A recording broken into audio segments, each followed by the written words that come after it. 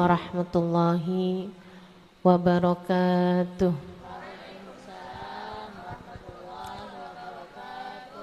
Alhamdulillah. Wassalatu wassalamu ala Rasulillah Muhammad ibn Abdillah wa ala alihi wa sahbihi wa man walah. Subhanaka la ilma lana illa ma 'allamtana innaka antal alimul hakim. Rabbi shrah li sadri wa yassir li amri wahlul 'uqdatan min lisani yafqahu qawli, amma ba'du. Alhamdulillah, semua yang hadir di majelis ini, ibu-ibu, kakak-kakak, adik-adik, anak-anak, nenek-nenek, janda-janda, yang semoga semuanya disayang Allah, diberkahi Allah, dipanjangkan umurnya, disehatkan badannya, dimurahkan rizkinya, kabulkan hajatnya, disayang Nabi Muhammad sallallahu alaihi wasallam, dibahagiakan hidup dunia akhiratnya, amin ya rabbal alamin.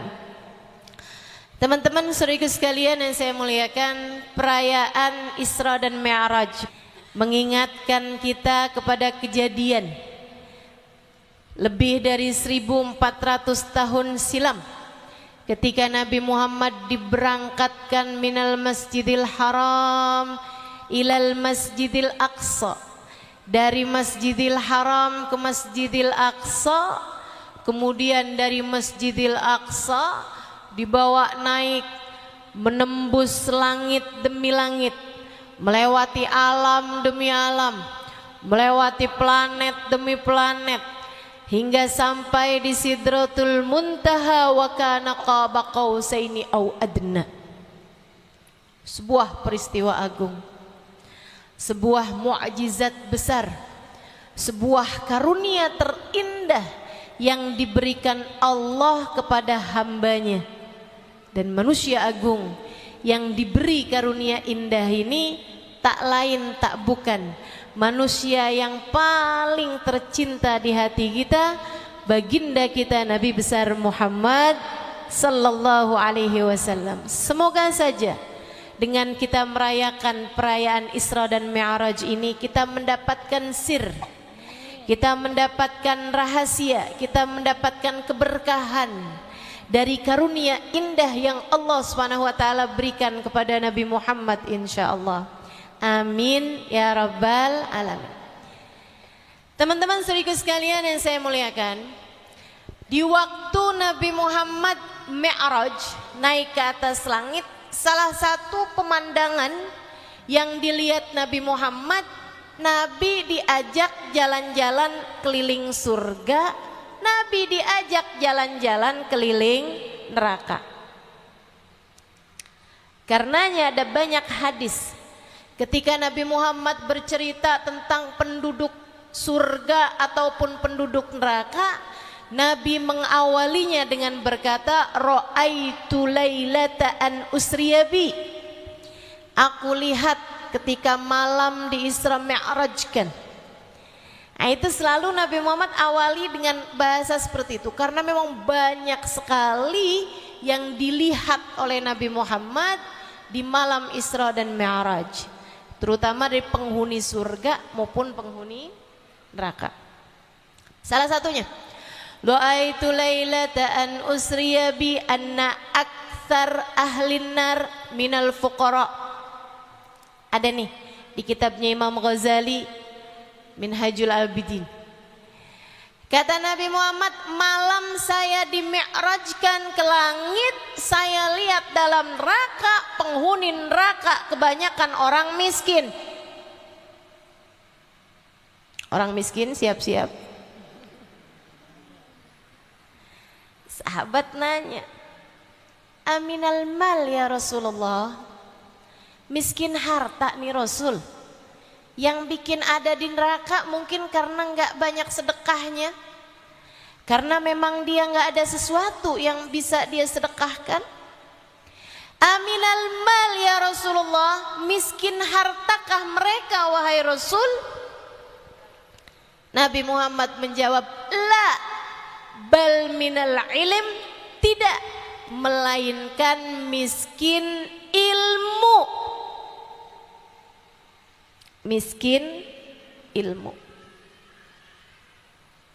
nggak ngerti, tidak mau belajar cara sholat, tidak mau belajar cara puasa, tidak mau belajar hukum-hukumnya perempuan, mengenai haid, mengenai nifas, tidak mau dia pelajari, cara mandi wajib seperti apa tidak dia pelajari, sehingga datang ke negeri akhirat dengan tidak membawa bekal ibadah yang didasari dengan ilmu. Mudah-mudahan semua yang hadir di sini Allah jadikan minal faqihat, orang-orang yang faham urusan agamanya insyaallah, atau orang-orang yang terus mau belajar ilmu agama insyaallah dan menghormati para ulama, amin ya rabbal alamin. Teman-teman saudaraku sekalian saya muliakan, nah salah satu yang berkenaan dengan tema kita nih di belakang sini, dengan perayaan Isra dan Mi'raj kita tingkatkan kualitas keimanan dan ketakwaan wanita sebagai tiang negara. Nabi Muhammad mengatakan, lailata an usriya bi ra'aitu aktsar ahli nar minan nisa. Ini suka tidak suka memang ada hadisnya, jadi harus saya sampaikan juga agar kita semua tidak termasuk di antara kelompok orang-orang yang disampaikan Nabi ini. Kata Nabi Muhammad, malam aku di Isra Mi'rajkan, aku lihat kebanyakan penghuni neraka dari kalangan kaum wanita. Kenapa banyak perempuan ada di dalam neraka? Karena memang jumlah perempuan di akhir zaman kabarnya lebih banyak daripada jumlah laki-laki. Itu iya juga. Tapi juga memang ada banyak perempuan-perempuan yang terjerumus ke dalam api neraka. Saya berharap yang ada di sini semuanya tidak ada yang termasuk di dalamnya insyaallah. Termasuk juga orang tua kita, anak-anak perempuan kita, semua orang-orang yang kita sayangi insyaallah aman semua, mudah-mudahan amin. Allahumma ajirna minan nar, Allahumma ajirna minan nar, Allahumma ajirna minan nar, wa adkhilna ilal jannati ma'al abrar ya aziz ya ghaffar birahmatika ya arhamar rahimin. Jauhkan kami dari api neraka-Mu ya Allah, selamatkan kami dan masukkan kami ke dalam surga-Mu ya Allah, bersama dengan hamba-hamba yang baik-baik di sisi-Mu ya Allah. Kami dan seluruh keluarga kami ya Allah, dengan rahmat-Mu ya arhamar rahimin, wahai Zat yang paling rahmat di antara semua yang memberikan kasih sayang. Teman-teman saya sekalian, saat Nabi Muhammad menyampaikan hadis tersebut, ada sahabat pada tanya, dan kita harus berterima kasih nih kepada para sahabat-sahabat yang bertanya, kita jadi tahu sebabnya. Apa sih?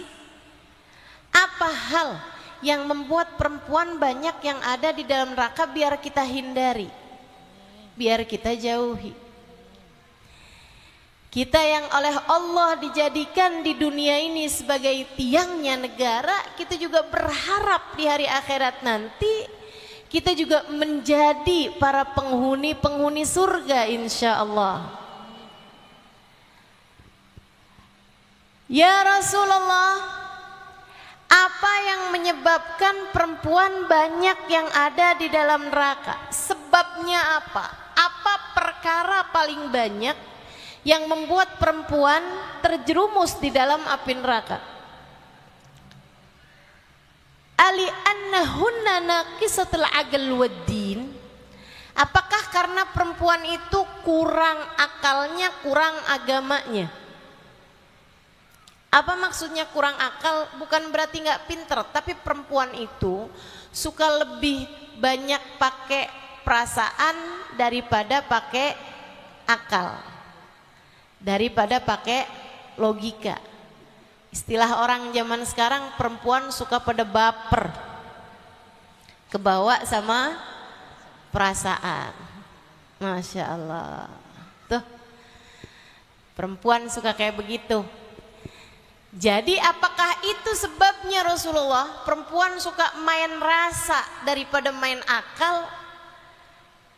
Ahia naqisatuddin, apakah karena perempuan kurang ibadahnya? Kenapa kurang ibadahnya? Sholatnya dalam sebulan ada potong seminggu karena datang menstruasi. Puasanya sebulan Ramadan kepotong seminggu. Kadang-kadang kalau sebelum Ramadan bulan Sya'ban melahirkan, kepotongnya bukan cuma seminggu tapi sebulan karena terpotong dengan nifas. Apakah karena itu wahai Rasul? La, kata Nabi Muhammad, enggak, bukan. Perempuan banyak masuk neraka bukan karena itu. Itu bukan hal yang merupakan kekurangan perempuan. Perempuan itu malah justru terbawa perasaannya adalah sebuah kelebihan, bukan kekurangan. Dalam beberapa hal. Kabarnya, saya kasih tahu aja ya. Perempuan itu antara akal kanan sama akal kirinya seimbang. Sehingga ada keseimbangan antara berbagai macam hal. Perempuan bisa berpikir sambil mengerjakan sesuatu. Makanya jangan heran, perempuan tuh suka dibilang multitasking. Kalau pagi-pagi nih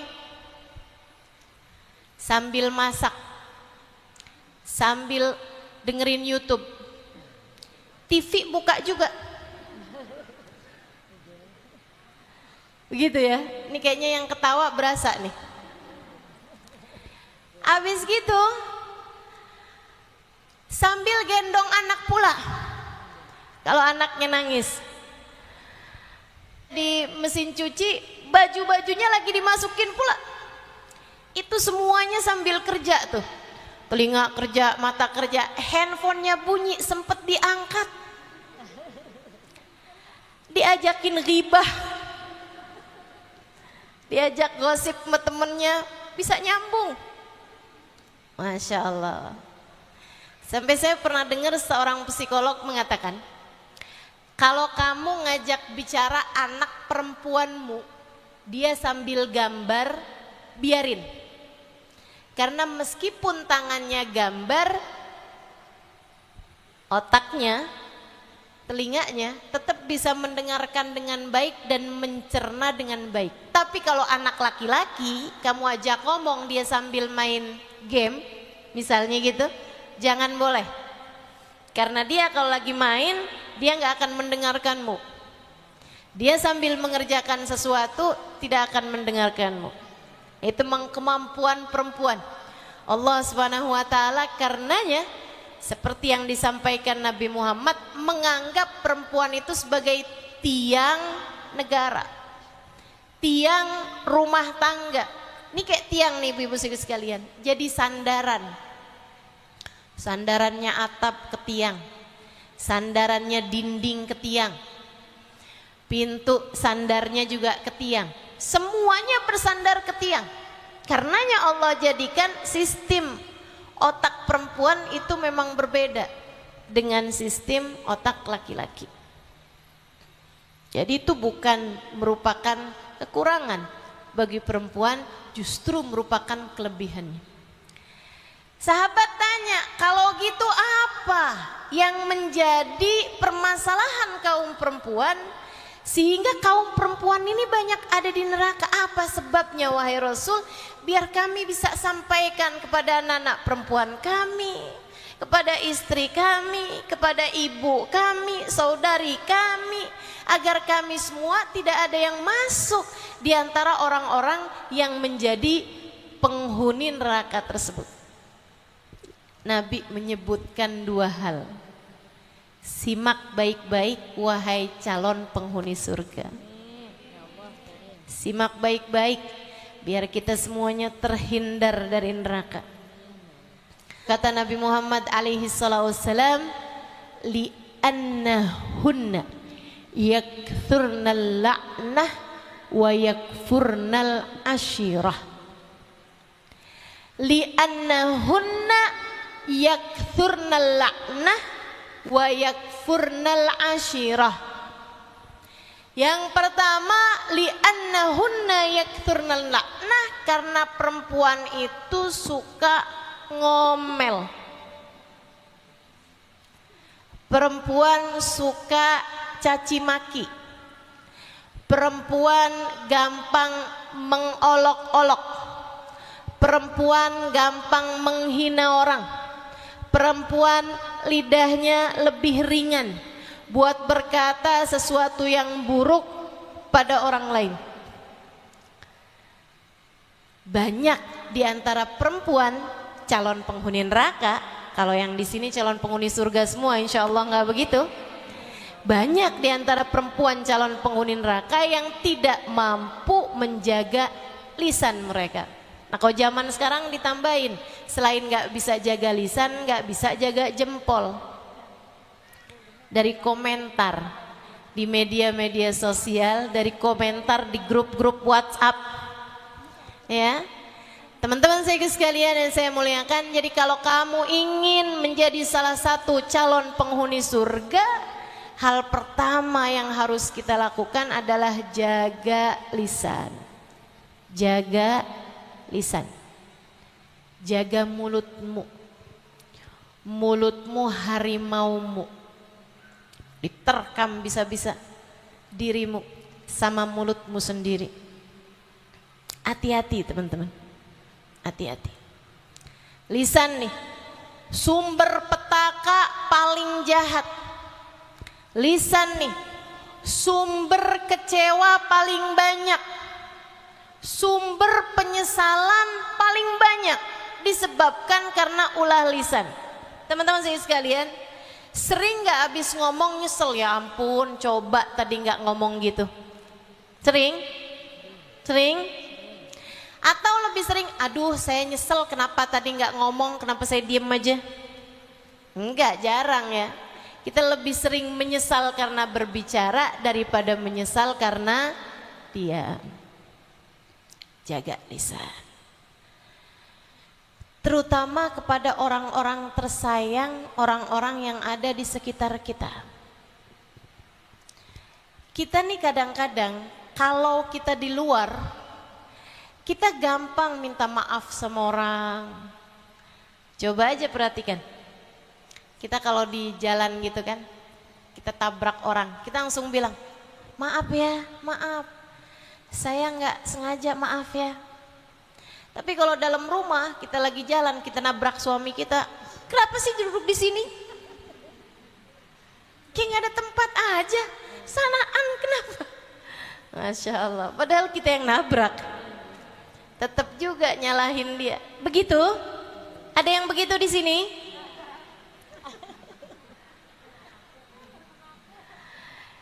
Jaga lisan teman-teman saudaraku sekalian.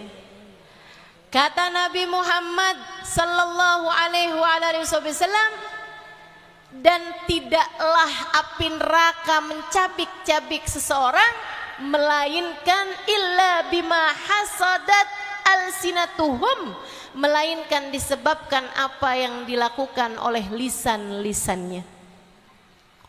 Buka-buka aib orang, menyebar-nyebarkan aib orang. Nah, tuh, ini dia nih.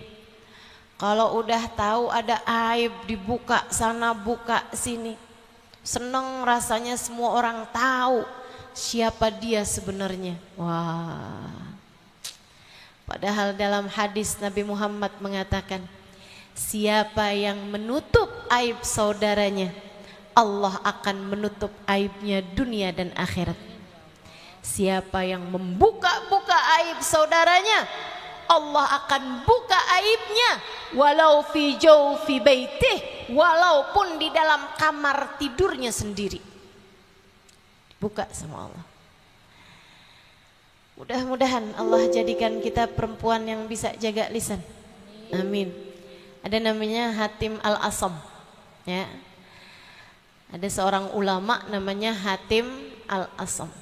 Itu dikenal sebagai orang yang tuli. Padahal beliau nggak tuli. Kenapa dikenali sebagai orang yang tuli?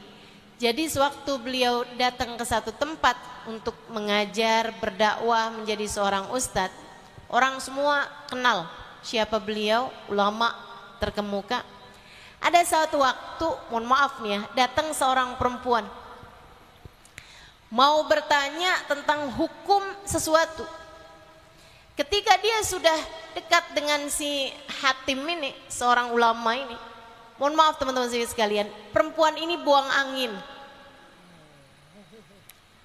Bahasa kerennya kentut. Suaranya itu agak, kan kentut juga ada macam-macam suara ya. Ada berbisik, ada berteriak. Nah, ini kayaknya jenis-jenis yang agak memalukan lah gitu. Merah padam mukanya.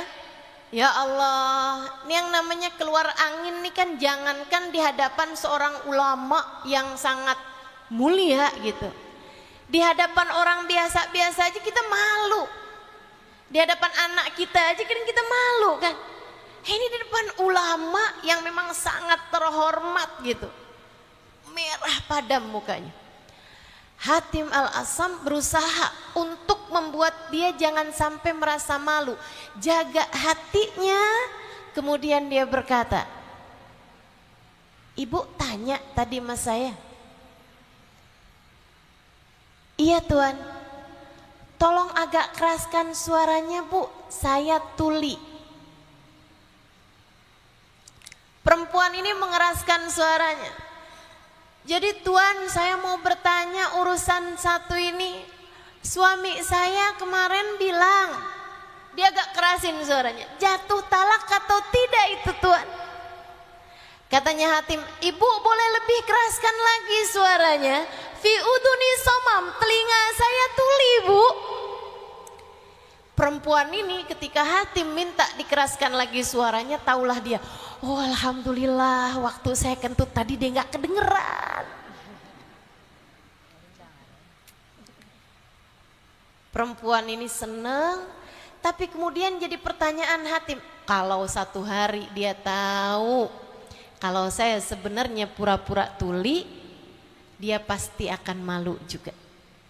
Hatim memutuskan sepanjang hidupnya perempuan tersebut, beliau berpura-pura tidak mampu mendengar dengan baik.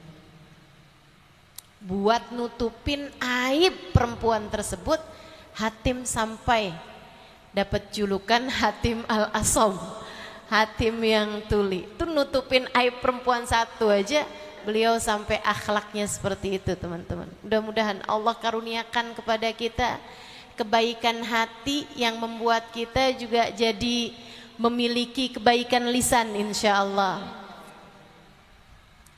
Ada kisah dari seorang habaib namanya Habib Abdullah bin Yahya, salah satu salah satu pemuka-pemuka dalam thariqah Al-Ba'alawi ya. Para habaib-habaib itu banyak thariqahnya, mereka thariqah Ba'alawi. Kayak baca Ratib Haddad, baca Wirdul Latif kalau pagi hari, baca kayak teman-teman baca ini kan, Maulid Habsyi, baca Maulid Dibai. Nah, itu salah satu dari jalannya thariqah Al-Ba'alawi, jalannya para habaib gitu, zikir-zikirnya para habaib. Ada salah satu dari habaib kita namanya Habib Abdullah bin Yahya alaihi ridwanullah. Satu waktu didatengin seorang perempuan, ibu-ibu nangis-nangis kepada Habib Abdullah bin Yahya. Bilang, Habib tolong saya, Habib tolong saya. Kata Habib, gimana tuh, kenapa? Dia bilang, Bib, habis toleh kanan kiri gak ada orang, boleh saya ngomong suatu nih aib sekali Bib buat diri saya. Oh yes, yaudah, jauh semua yang lain-lain, tapi yang gak sampai deket sekali ya. Kenapa, kata Habib? Dia bilang, anak saya Bib, perempuan, belakangan ini kok suka pusing-pusing kalau pagi, mual-mual kalau pagi, suka betahak kalau pagi. Bukan karena kena COVID ini ya. Saya curiga aja Bib. Kemarinan saya tanya, ternyata dia ngaku lagi hamil Bib, padahal belum punya suami. Hamil di luar nikah. Apa yang harus saya lakukan Habib? Saya ini bingung Bib. Berapa umur anakmu? 19 tahun Bib. Oh baik. Ibu ada cerita ini kepada yang lain? Belum ada Bib, saya galau Bib, saya susah. Jadi saya pagi ini juga saya langsung datang ke tempat Habib, saya meminta jalan keluar dari Habib, apa yang harus saya lakukan Bib? Saya gugurkankah atau apa yang harus saya lakukan? Ibu alamatnya di mana Bu? Banjarbaru Habib. Enggak ya. Jalan sekian, nomor sekian, gitu kan, kasih tahu. Ini hari Sabtu. Ibu malam Senin nanti ada acara di rumah? Ada di rumah? Ada Bib. Kenapa Bib? Udah, Ibu gini aja. Ibu nggak usah ngomong masalah ini sama siapapun. Tutup rapat-rapat. Jangan sampai ada yang diomongin hal ini. Lebih Habib. Terus gimana Bib? Pulang ke rumah, udah anaknya nggak usah dimarahin, udah nggak usah buat apa-apa. Nanti Bu malam Senin saya mau datang ke tempat Ibu siap-siap ya. Oh gitu Bib. Baik Bib. Ini ibu ini pikir mungkin Habib mau datang, mau baca-bacain anak ini. Mungkin Habib mau datang mau ngasih nasihat kepada anak perempuan ini. Perempuan ini pulang, Habibnya panggil anak-anak perempuannya. Beliau usia 50-an ke atas, mungkin 60-an ke atas. Beliau panggil putri-putrinya. Dia bilang, Abah rasa Abah kepengen nikah lagi. Anak-anaknya solehah. Mereka tahu ayahnya sangat soleh. Pasti punya alasan dalam melakukan segala sesuatu. Jadi ayahnya bilang, anaknya bilang, apa yang harus kita persiapkan ayah? Tolong siapkan, belikan kain, belikan mukena, belikan abaya, belikan sepatu, sendal, belikan perhiasan. Kita nanti mau melamar perempuan malam Senin. Lebek ayah. Malam Senin datang bawa rombongan anak-anak perempuannya. Si ibu didatengin Habib yang sangat mulia di negerinya. Memang semua orang memuliakan beliau ya. Zaman tersebut setara Habib Umar bin Hafid lah zaman sekarang. Habib Abdullah itu. Ini kejadian bukan di Hadramaut tentu saja ya, di Indonesia sini. Teman-teman sekalian, wah rame rumahnya, wah ada Habib Abdullah datang, Habib Abdullah datang, tetangga-tetangga semuanya pada berdatangan ke rumah itu, rame banget.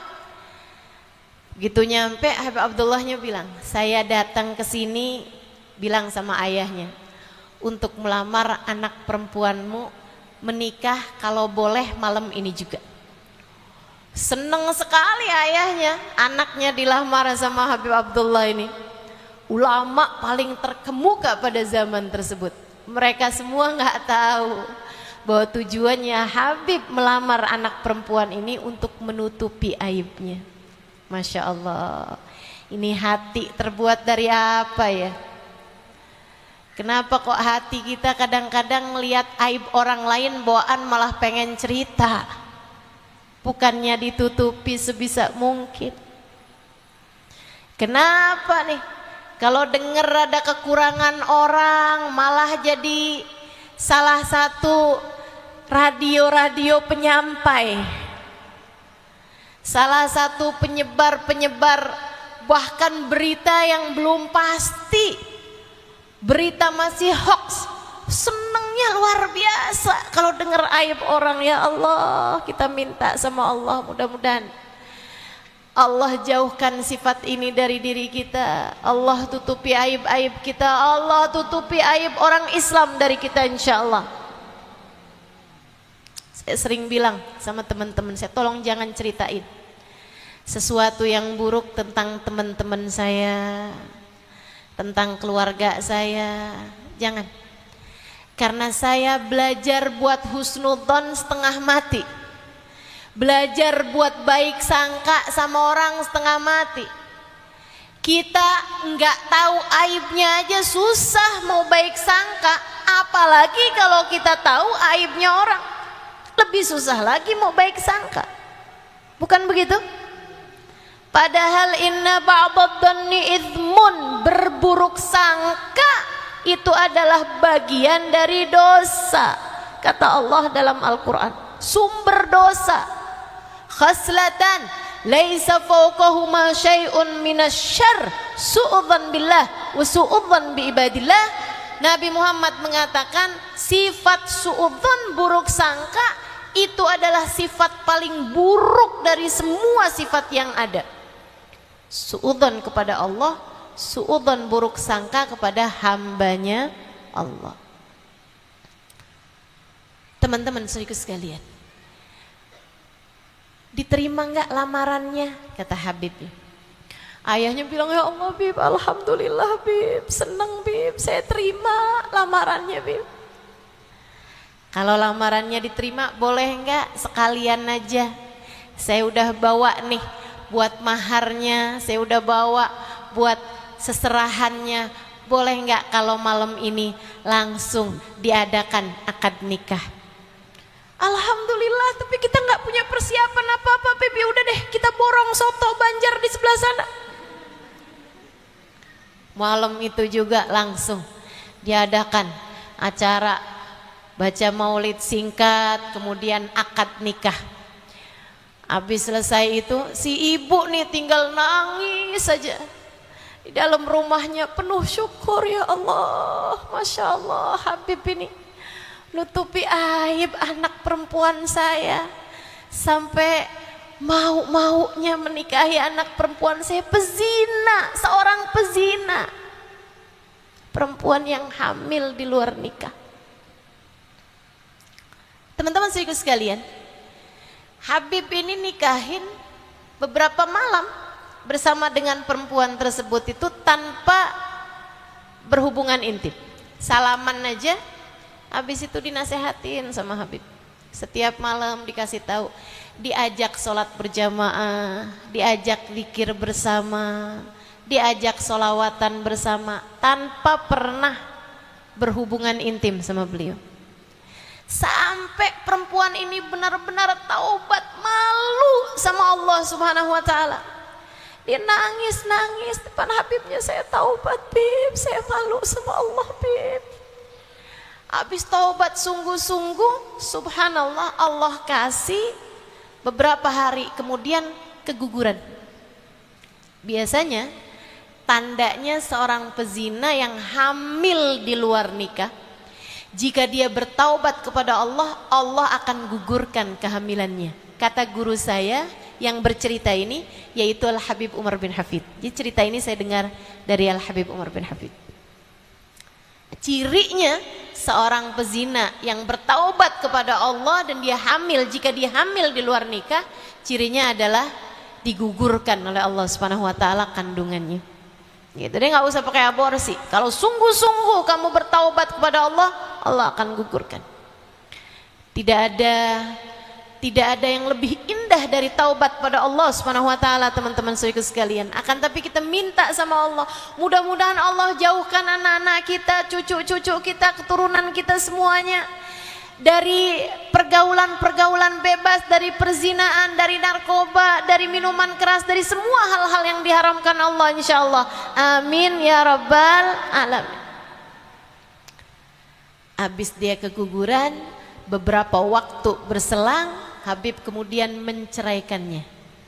Udah jadi perempuan solehah sekarang. Udah jadi perempuan Masya Allah sekarang. Sama Habib diceraikan. Habis diceraikan sama Habib, beberapa bulan kemudian yang ngelamar ngantri. Ini perempuan jandanya Habib Abdullah. Pasti nih Habib nikahi dia karena dia memang perempuan yang luar biasa. Waduh, yang ngelamar banyak bener. Sampai kemudian diistikharahkan, dah ada laki-laki soleh yang kemudian menikah dengan perempuan tersebut dan kehidupannya menjadi kehidupan yang baik. Tuh, lisan ya, jangan suka buka-buka aib orang. Sebisa mungkin kita punya lisan kita jaga, kita punya lisan kita jaga. Jangan sampai keluar kalimat-kalimat yang menyakitkan. Nabi Muhammad mengatakan, ayyuma imra'atin qalat li zawjiha ma ra'aitu fika khairan qad tahwi biha fi nari jahannam sab'ina kharifah. Jika ada seorang perempuan berkata kepada suaminya, ya ampun bang, hidup sama kamu isinya sengsara mulu, neraka rasanya. Kamu kenapa nggak bisa jadi kayak suami orang gitu? Emang selama ini dia kalau nggak kawin sama orang, kawin sama apa? Yang lain diajak jalan-jalan ke luar negeri, saya ke Indomaret aja enggak.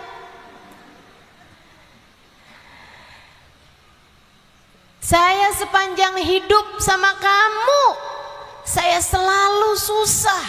Saya nggak pernah kamu senangkan, kamu nggak pernah membahagiakan saya. Sejak nikah sama kamu, hilang senyum saya, hilang bahagia saya. Kalau ada seorang istri berkata seperti itu, aku tidak pernah melihatmu berbuat baik padaku sama sekali, kepada suaminya, Nabi Muhammad berkata menyebabkan perempuan tersebut terjerumus neraka jahanam 70 tahun lamanya. Oh, serem sekali ya. Yuk, terhadap orang-orang yang ada di sekeliling kita, suami kita, biarkan ia mendengar darimu kalimat-kalimat yang manis. Katakan padanya, andai waktu bisa kuulang, tak akan kupilih pasangan yang lain selain dirimu. Kata suaminya, memang gak ada yang lamar kamu selain saya.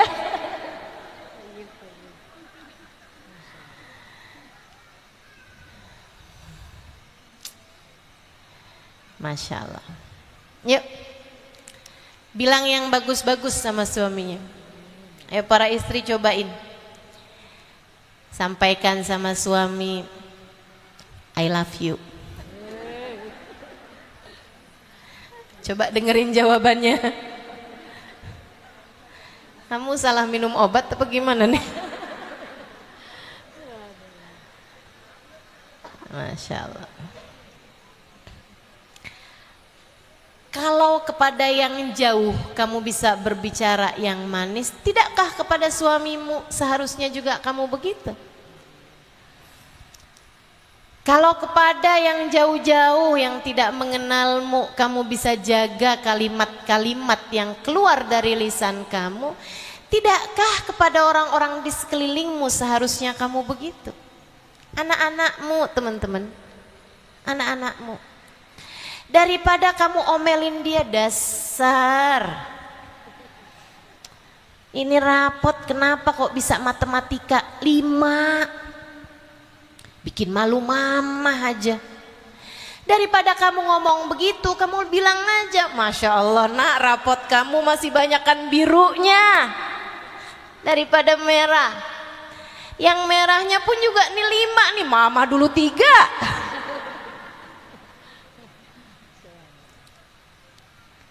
Udahlah. Yang enak-enak aja Bu, sama anak-anak kamu. Tidakkah kamu menyayanginya sepenuh hatimu? Tidakkah kamu menyayanginya sepenuh jiwamu? Tidakkah ia adalah hal terindah yang Allah berikan dalam hidupmu? Akan tetapi pernahkah kamu sampaikan itu kepada anak-anakmu? Pernahkah kamu dekap anakmu kemudian kamu berkata, nak, kamu adalah hadiah terindah yang Allah berikan dalam kehidupan mama. Terima kasih anakku sayang. Pernahkah kamu berkata kepada anakmu, nak, mama sangat mencintaimu dan mama ingin selalu bersama denganmu dunia hingga akhirat. Maka nak, mari kita berbuat kebaikan agar tidak hanya di dunia kita bersama, tapi kelak di hari akhirat pun juga kita dapat berkumpul bersama. Ibu-ibu, sampaikan kepada anakmu kalimat-kalimat yang indah. Ia akan menjadi penghibur hatinya di saat hatinya galau.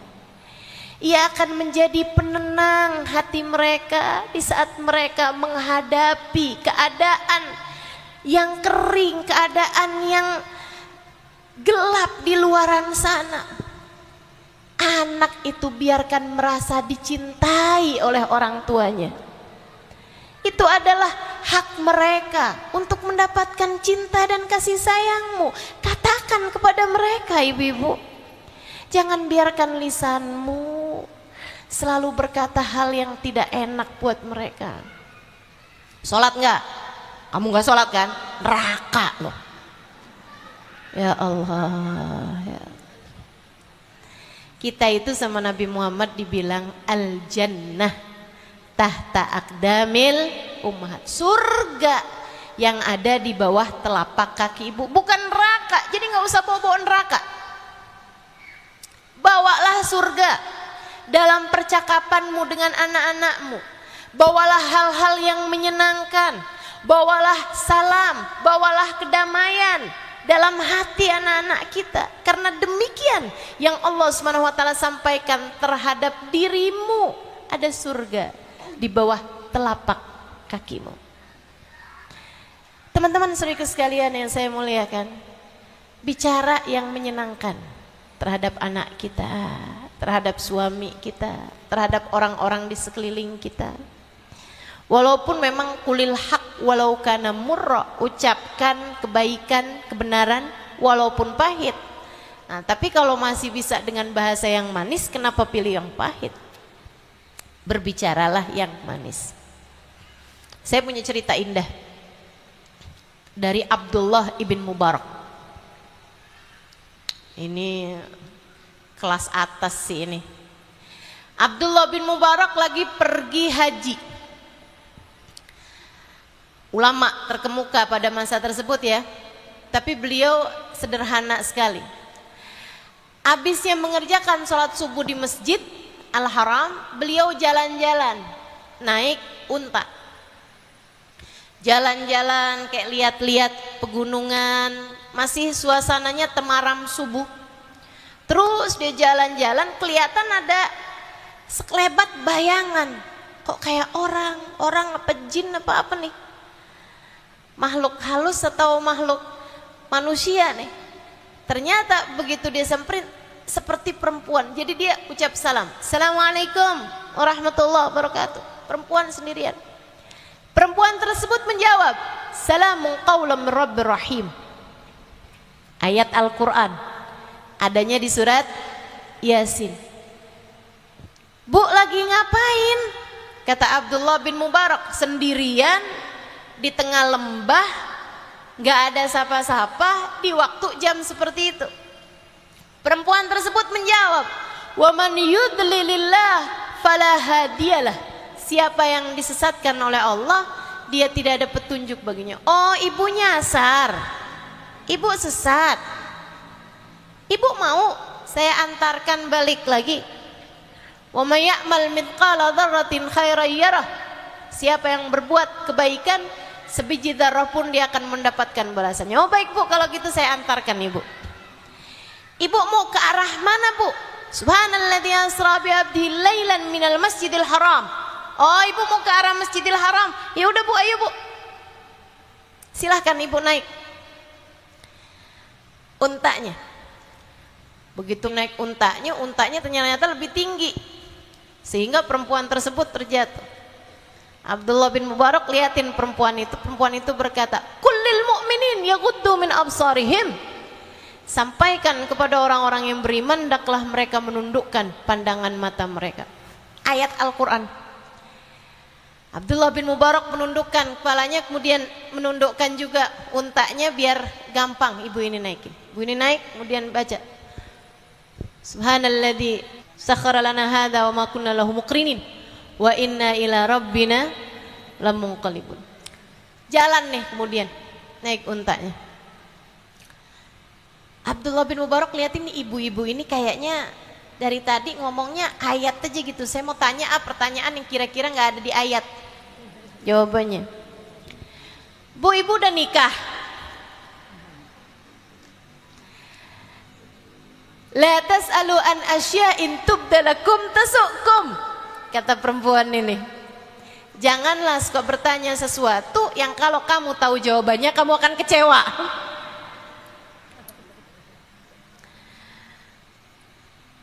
Jangan nanya apa-apa. Oh, bingung juga ya. Dia nyanyi. Akhirnya bersenandung Abdullah bin Mubarak.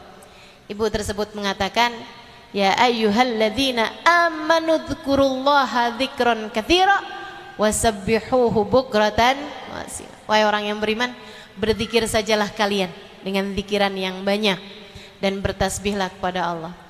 Akhirnya Abdullah pun berzikir sampai nyampe di tendanya perempuan ini. Perempuan ini kemudian memanggil anak-anaknya. Ya Yahya hudil kitab biquwah. Ada anaknya namanya Yahya. Ya Ibrahim qad saddaqtar ru'ya. Ada anaknya namanya Ibrahim. Ya Isa ibn Maryam a anta qulta lin-nasi ittakhiduni wa ummi ilahaini min dunillah. Ada anaknya namanya Isa.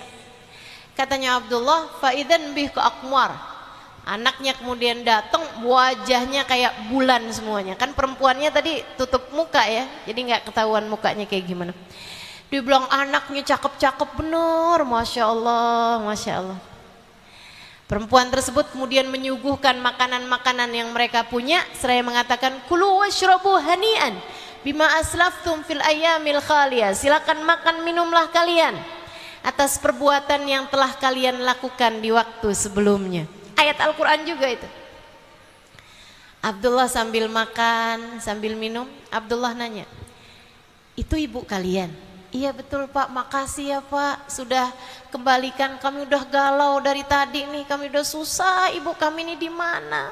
Rupanya tersesat jalan ibu kami, makasih Pak, ketemu sama Bapak. Kami senang sekali Bu, kami ketemu sama orang baik seperti Bapak. Kata Abdullah bin Mubarak, saya lebih senang lagi ketemu sama beliau. Saya nggak pernah ketemu perempuan kayak begitu. Lagi nyasar aja, tidak berbicara kecuali dengan ayat Al-Quran. Padahal ya Bu, orang tuh kalau nyasar segala bahasa dia bisa loh. Ya orang-orang Banjar nih kalau pas lagi umroh atau haji, kalau lagi nyasar mendadak bisa bahasa Arab. Sambil nunjukin kartu hotel, ihdinas siratal mustaqim. Tunjukkan saya jalan yang lurus, balik ke hotel maksudnya.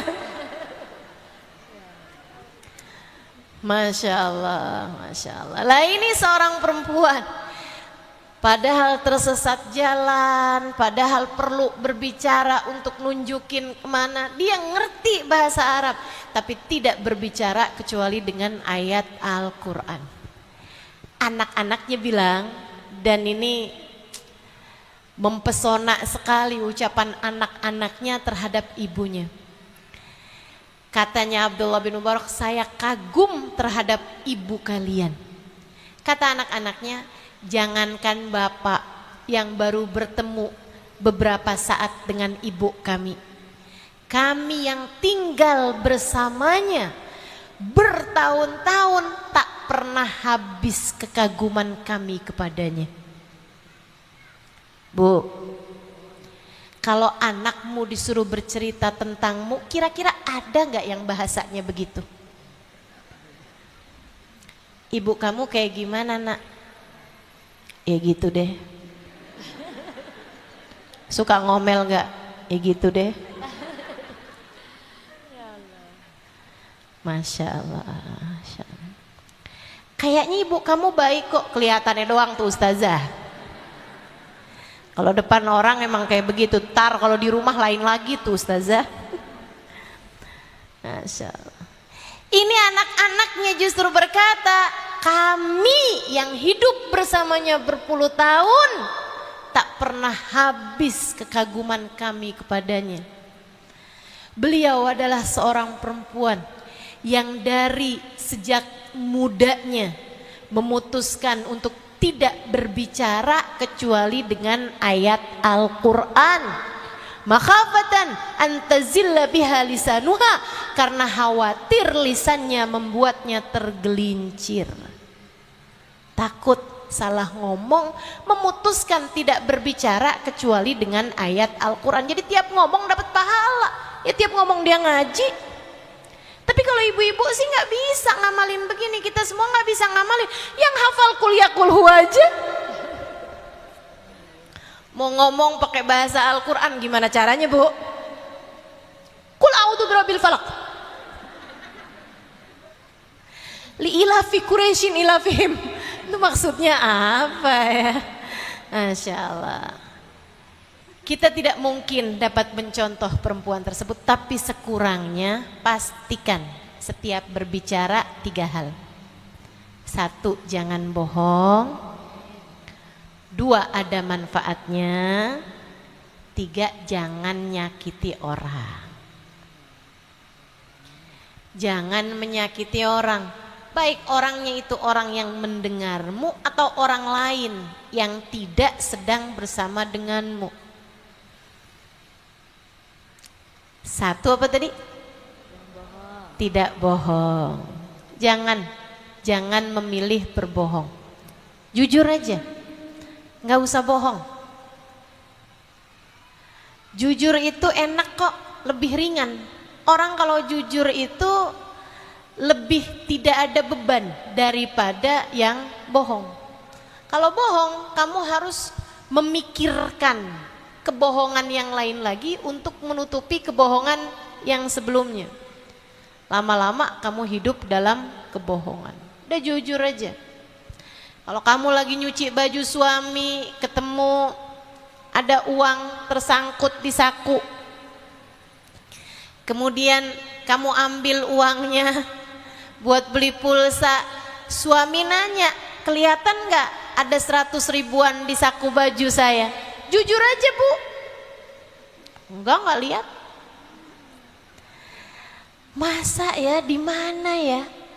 Saya ingat banget ada uang saya di situ. Oh, mungkin, kan akhirnya jadi bohong lagi kamu. Mungkin yang nyuci bukan saya. Mungkin, waduh banyak sekali kebohongan-kebohongan. Lebih baik jujur aja.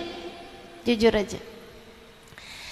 Teman-teman sekalian, jangan ada kebohongan, pastikan ucapanmu ada manfaatnya. Kemudian yang ketiganya, tidak menyakiti siapapun. Gitu. Sehingga suami kalau di rumah, ia merasa yakin sama istrinya. Saya nggak akan dibohongin istri saya nggak akan disakitin istri saya bicaranya bagus, istri saya selalu kata-katanya indah. Suami setiap kali susah di luar sana dalam pekerjaannya, yang terbayang istrinya dan dia merasakan kedamaian, pengen cepet-cepet pulang. Kan enak begitu. Jangan sampai di saat suami lagi galau di luar rumah bingung, mau ke rumah juga tambah lebih panas lagi saya. Istri saya lihat saya udah kayak di adegan film horor. Masya Allah, Masya Allah. Jangan begitu ya. Ada satu teman saya, dia penasaran gitu, namanya di HP suaminya tuh ditulis apa. Jadi dia telepon ke HP suaminya, di deket HP suaminya. Kan nyala tuh, ada namanya di situ. Ketulis Israel.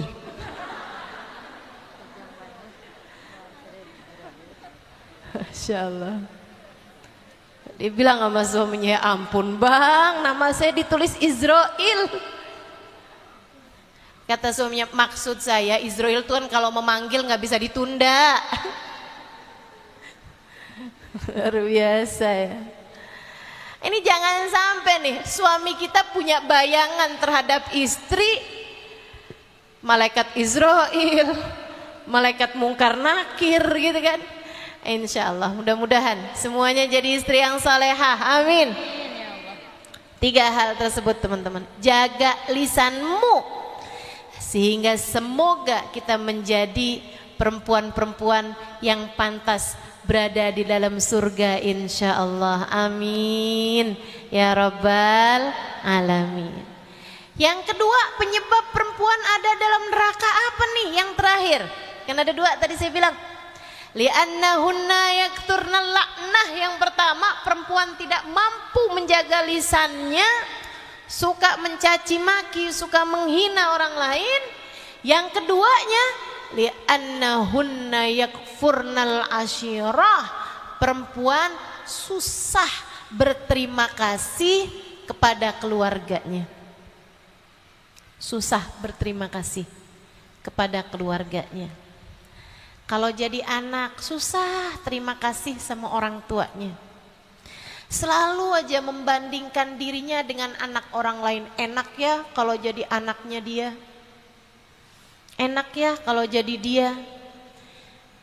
Ngelihat orang tuanya berasa kurang aja. Ini jangan sampai kita jadi kayak begitu. Karena orang tuamu tentu tidak sempurna, tapi biasanya orang tualah yang mampu menyayangi anaknya dengan sempurna. Kasih sayang orang tua sempurna teman-teman.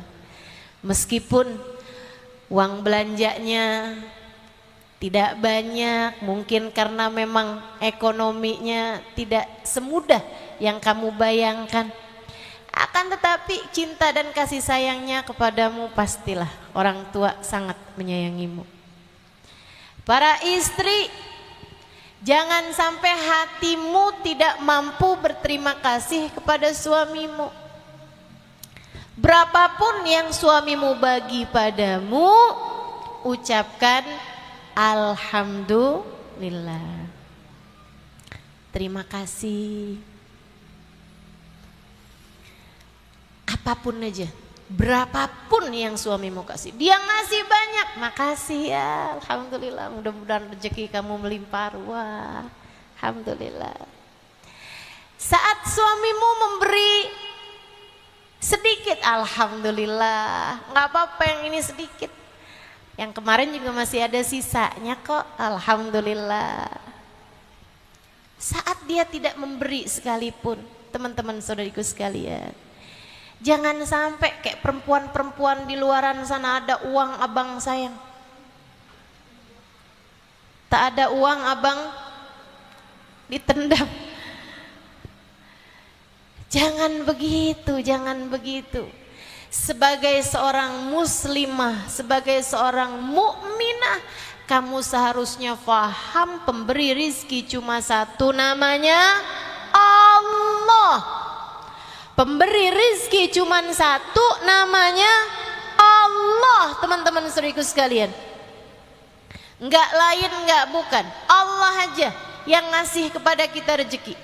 Kalau suamimu sedang tidak mampu memberikan kepadamu banyak, tetaplah meminta, bukan kepada suamimu tapi kepada Allah. Bahkan katakan kepada suamimu, bang, Saya nggak apa-apa. Kalau abang nggak pernah ngasih kepada saya harta yang banyak, nggak apa-apa. Kalau kita nih bang di rumah makan itu aja nggak apa-apa. Kalau kita nih, saya nih abang nggak pernah belikan kepada saya baju yang bagus-bagus kayak yang dipakai teman-teman saya nggak apa-apa bang, saya tahan. Yang saya tidak tahan, apabila di hari akhirat nanti kita harus mempertanggungjawabkan harta haram yang masuk dalam rumah tangga kita. Saya tidak akan tahan jika nanti di hari akhirat kita harus terpisah-pisah. Sebagian dari kita di dalam neraka dan sebagian di antara kita masuk surga. Jadi abangku sayang, tolong pastikan jangan ada harta haram masuk ke dalam rumah kita. Gitu. Itu ahli surga seperti itu. Perempuan-perempuan ahli surga seperti itu, teman-teman saudaraku sekalian. Jangan menuntut suamimu, pokoknya saya nggak peduli dari mana aja, yang penting kamu bisa ngasih saya ini, ngasih saya itu. Masya Allah, Masya Allah. Ayo, hati yang mengerti berterima kasih, hati yang mengerti berterima kasih atas pemberian yang diberikan oleh keluarganya. Kalau kamu mau nyari kurang, seberapapun banyaknya yang suamimu kasih, pasti kurang terus. Saya sering sampaikan kepada teman-teman saya dimanapun, sebanyak apapun yang suamimu berikan, gak akan cukup kalau untuk membiayai gaya hidup. Tapi sesedikit apapun yang suamimu berikan pasti akan cukup jika untuk membiayai hidupmu. Biar sedikit kayak gimana juga suami ngasih cukup kalau untuk membiayai hidup kita, buat makan, buat pakai baju, buat kita ada di tempat yang beratap ya, mau itu rumah punya sendiri, mau kontrakan gitu, cukup pastinya. Akan tetapi sebanyak apapun teman-teman sekalian pasti akan kurang kalau yang kamu bicarakan adalah gaya hidupmu. Kalau yang kamu bicarakan gaya hidupmu, tas 250 juta aja ada kok. Kalau mau bicara gaya hidup, kan begitu. Masalahnya ada pada qanaah, kemampuan untuk terima dengan apa rizki yang Allah Subhanahu wa ta'ala berikan.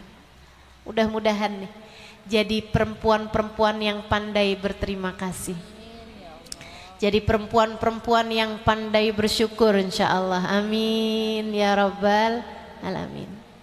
Saya punya cerita terakhir nih ya, cerita terakhir.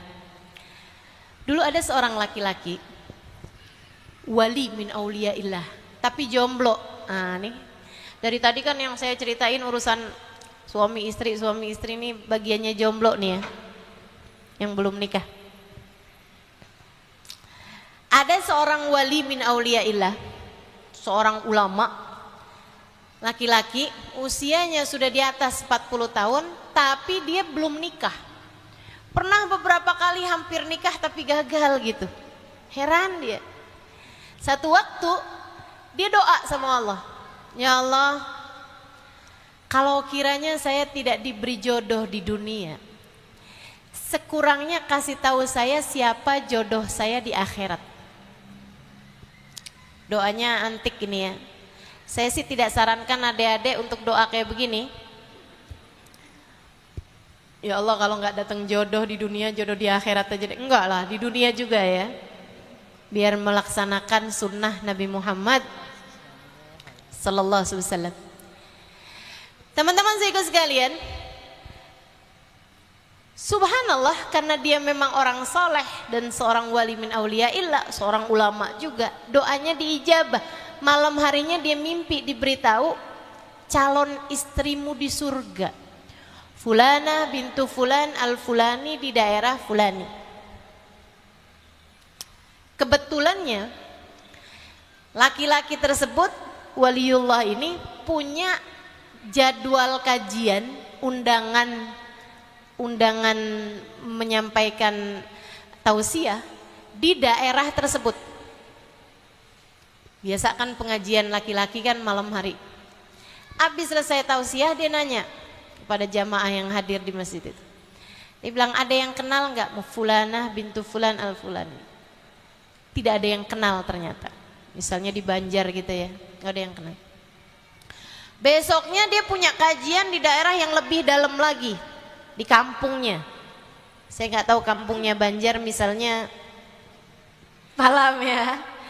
Teman-teman sekalian, jadi dia dakwah ke dalamnya kampung itu, dia tanya abis selesai majelis, ada di sini yang kenal sama perempuan namanya Fulana bintu Fulan Fulan?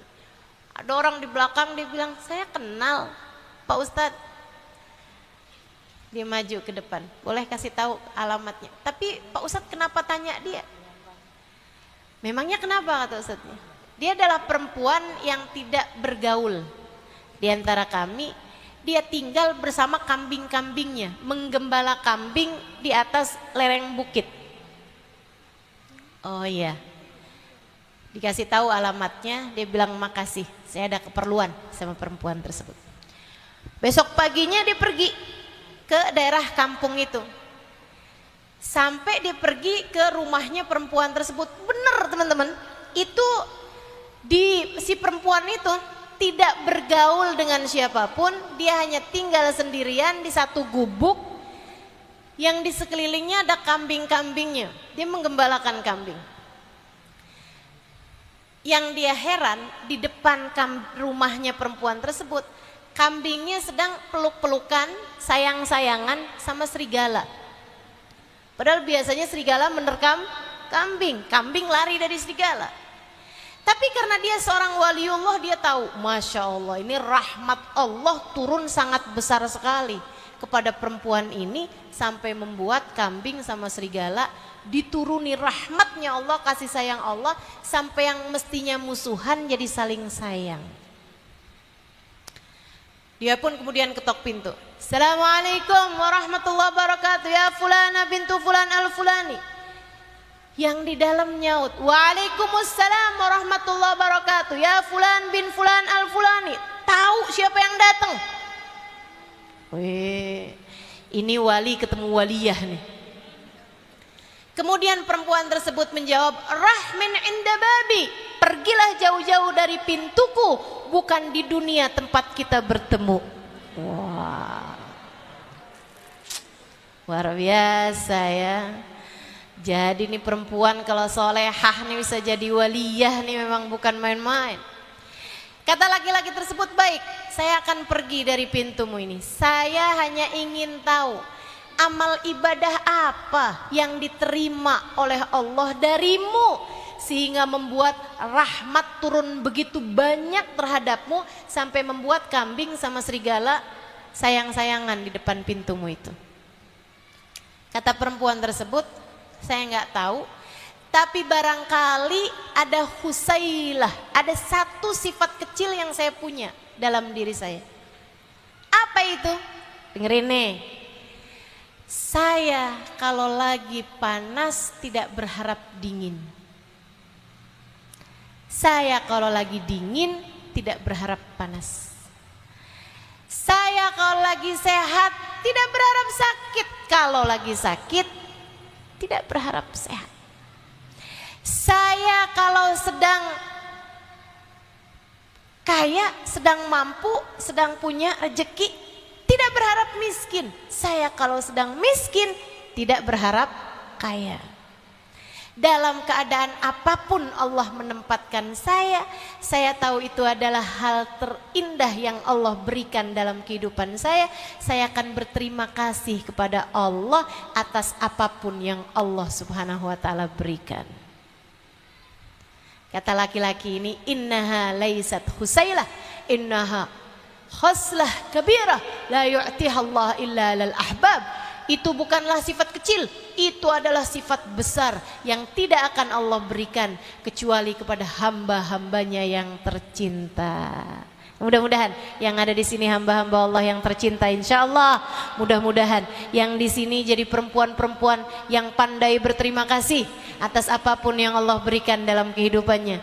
Kita syukuri ya, yang belum menikah disyukuri, insya Allah saatmu berbakti kepada orang tua, saatmu menyenangkan orang tua. Insya Allah yang sudah menikah syukuri aja, alhamdulillah, itu adalah hal terindah yang Allah berikan dalam kehidupanmu. Yang menikah punya anak syukuri, alhamdulillah, rahmat dari Allah Subhanahu wa taala untukmu. Kamu diberikan keturunan yang akan meneruskan amal ibadahmu. Yang belum punya anak syukuri, itu adalah karunia indah yang Allah Subhanahu wa taala berikan dalam kehidupanmu, memberikan banyak kebebasan dalam kehidupanmu. Apapun saja Allah tempatkan kepadamu, syukurilah, sebab Allah Subhanahu wa taala senantiasa tahu apa yang terbaik bagi setiap hamba-hambanya. Dengan dua hal, kita jaga lisan sehingga tidak menyakiti hati orang, kita jaga hati sehingga selalu berterima kasih dan berprasangka baik kepada Allah Subhanahu wa taala, berprasangka baik kepada semua hamba-hambanya Allah. Dengan dua hal tersebut, insya Allah kita menjadi orang-orang yang kuat imannya, kita menjadi orang-orang yang kuat takwanya, kita menjadi perempuan-perempuan yang menjadi tiang-tiang bagi keluarga kita, menjadi tiang-tiang bagi negara kita, menjadi calon-calon penghuni surganya. Ala hadhihi niyah bikuniyatin salihah jami'ah syamilah la hadratin Nabi Muhammad sallallahu alaihi wa ala alihi wasallam. Al-Fatihah. Alhamdulillahirabbil alamin.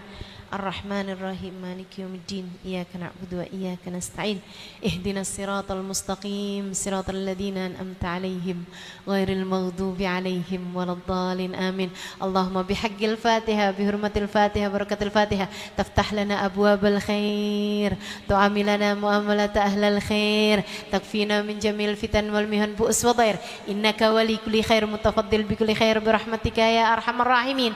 Allahumma inna nas'aluka ziyadatan fid din, barakatan fil umur, sihhatan fil jasad, wa sa'atan fil rizki, wa taubatan qablal maut, wa syahadatan indal maut, wa maghfiratan ba'dal maut, wa afwan indal hisab, wa amanan minal adab, wa nasiban minal jannah, wa rizqna an-nadhar ila wajhikal karim. Allahumma afina min balaik, wa auzi'na syukra na'maik, wa adikna barda afik, wa halawata munajatik. Allahumma wa ma qadaita alaina min amrin fahfad alaina fihi al-aql wad din. Allahumma wa ma qadaita lana min amrin faj'al akibatahu rasyada. Rabbana atina fid dunya hasanah fil akhirati hasanah wa qina adzabannar. Dawahum fiha subhanakallahumma wa tahiyyatuhum fiha salam. Akhiru da'wana anil hamdulillahi rabbil alamin. Mudah-mudahan bermanfaat. Kurang lebihnya mohon maaf. Billahi taufiq wal hidayah. Wal afu minkum. Assalamualaikum warahmatullahi wabarakatuh.